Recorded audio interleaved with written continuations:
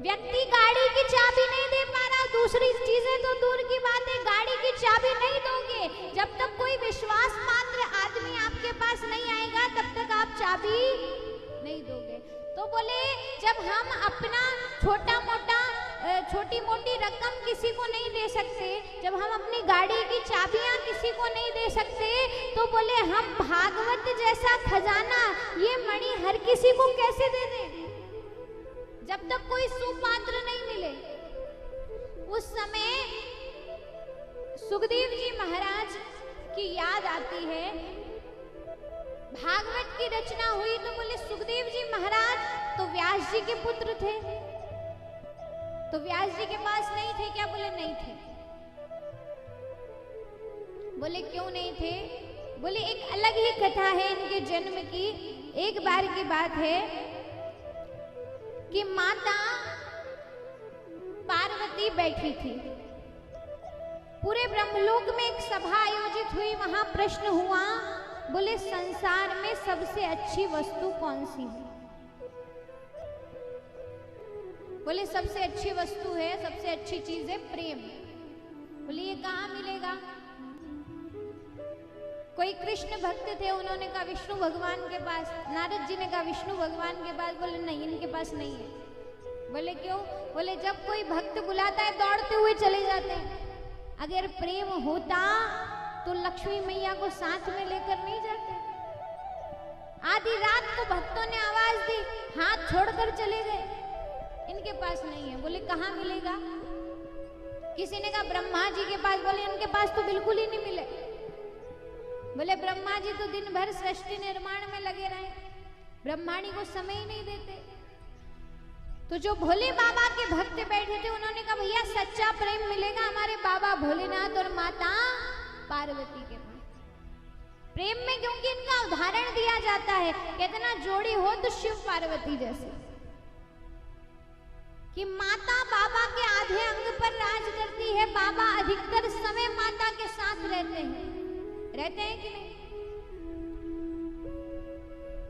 तो बोले अगर मैं इनमें लड़ाई करवा दूं तो? नारद जी कहते हैं मैं इनमें लड़ाई करवा दूं तो बोले तब की तब देखी जाएगी।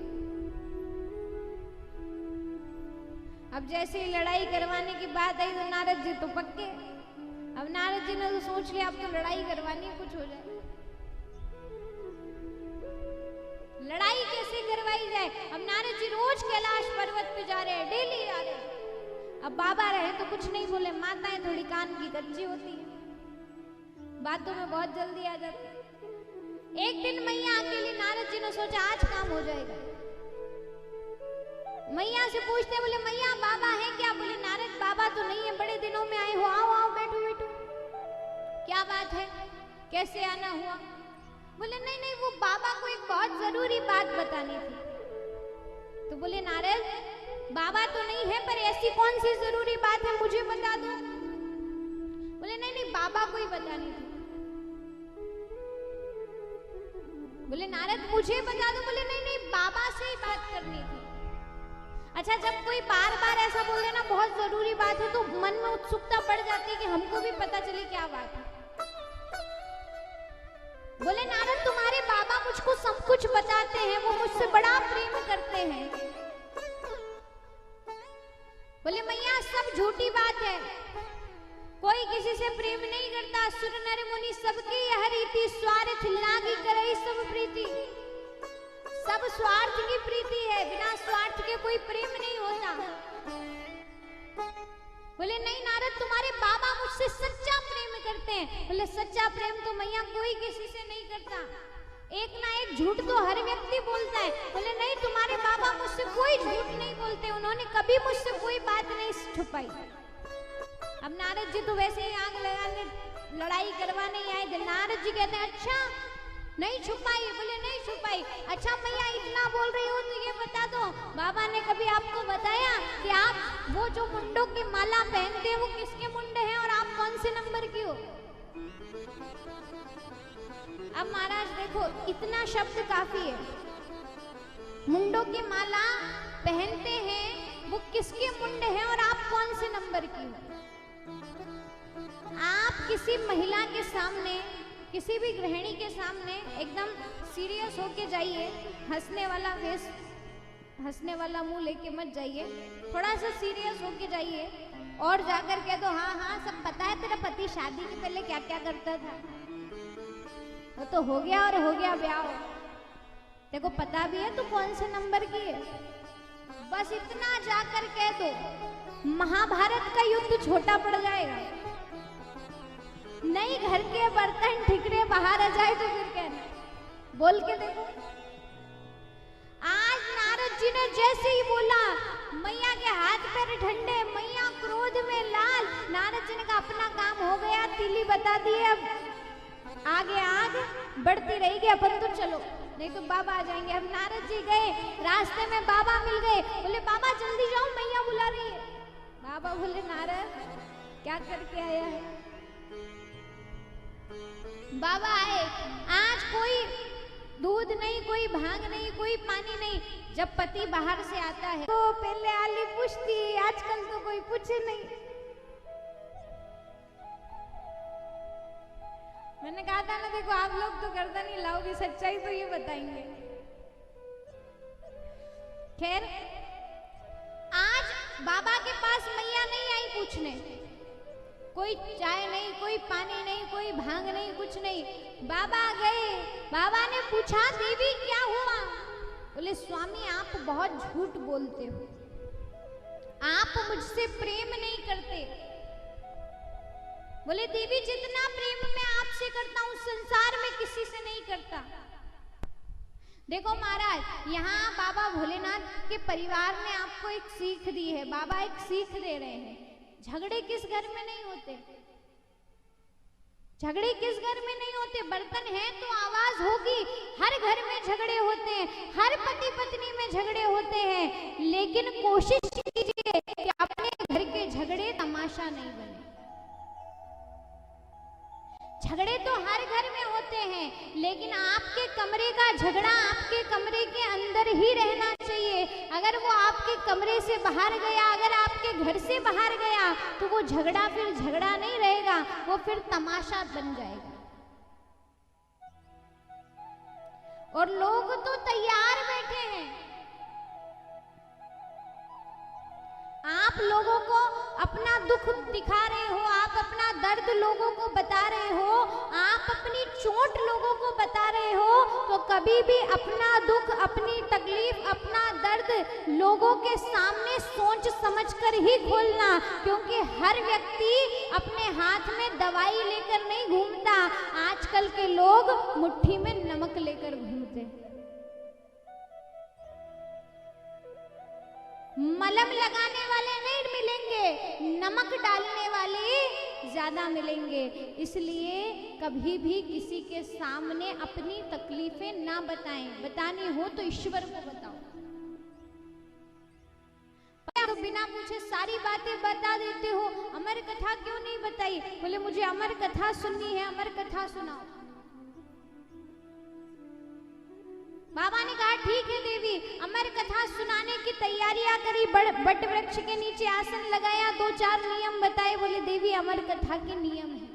क्या नियम है? बोले कथा अगर तुमको सुननी है तो कथा के सबसे बड़े नियम है, ध्यान से सुनो कथा सुनने के क्या नियम है।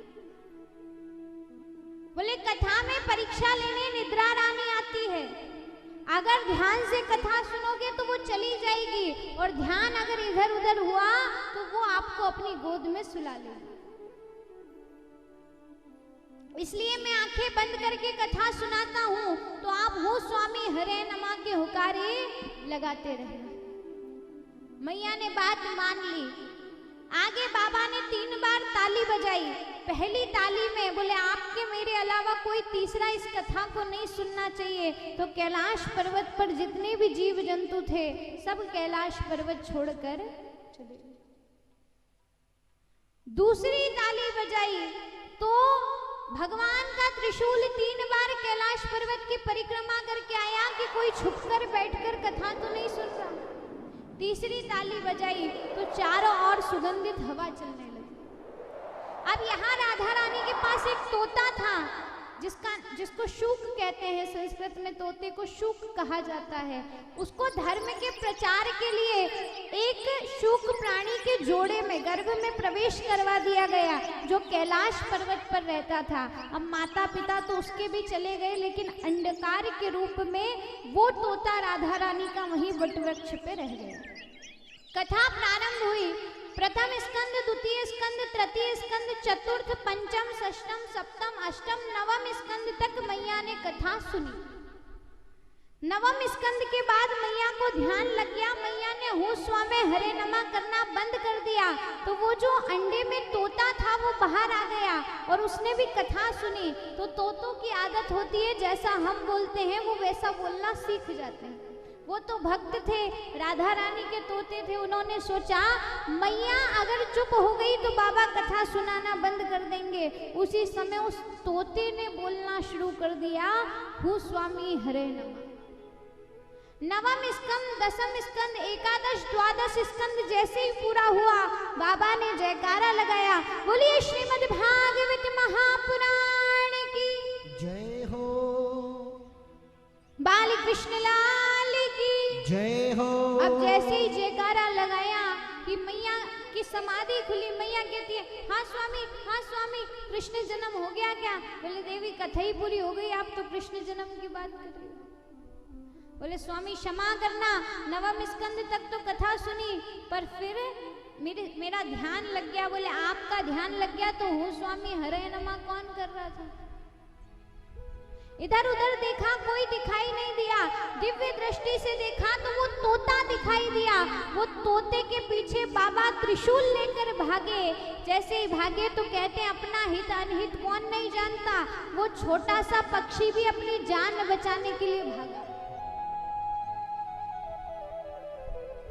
सीधे बद्री विशाल में व्यास जी महाराज की पत्नी बिटिका माता अंगड़ाई ले रही थी, उनके गर्भ में प्रवेश कर गए। गर्भ में प्रवेश किए, भोलेनाथ घूम कर आ गए। भोलेनाथ को सुखदेव जी नहीं मिले। भोलेनाथ ने कहा मैं 12 महीने बाद आकर ले जाऊंगा। सुखदेव जी ने कहा मैं गर्भ में 12 वर्ष की समाधि लेता हूं। यहाँ बताया गया महाराज कि अपना हित अनहित कौन नहीं जानता, पशु पक्षी भी जानते हैं। आज 12 वर्ष बाद श्री सुखदेव जी महाराज का जन्म हुआ। खूब प्रार्थना करी। जब भगवान आए, भगवान ने वचन दिया कि मेरी माया का आप पर कोई प्रभाव नहीं पड़ेगा। तब सुखदेव जी महाराज ने जन्म लिया। जन्म लेते से ही जंगल में चले गए, तप करने लगे। आज भागवत की रचना हुई तो कहा कि भागवत किसको दें? तो बोले जो मेरा पुत्र जन्म लेते से ही जंगल में चला गया उससे श्रेष्ठ कौन होगा? ऐसे श्री सुखदेव जी महाराज। बोलिए श्री सुखदेव जी महाराज की जय हो।